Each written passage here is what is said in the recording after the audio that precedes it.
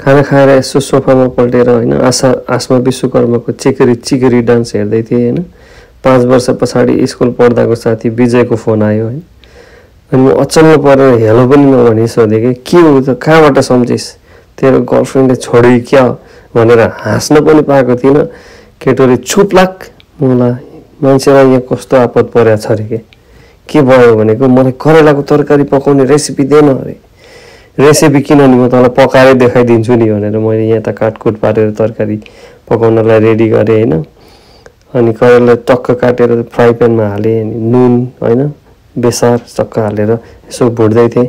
उतापट्टि पनि video on गरेर सुरु गरेँ कि भुट्नलाई। त्यस पछाडि भिडियो हेर्दै एकअर्कालाई हेल्प गर्दै पकाउँदै थिएँ। त्यस पछाडि मैले झस्स सम्झेँ कि के हो किन त्यस्तो सिक्नु पर्यो आज भनेर सोधेको। मैले जिएफ पट्याउन लगाएँ भन्छ।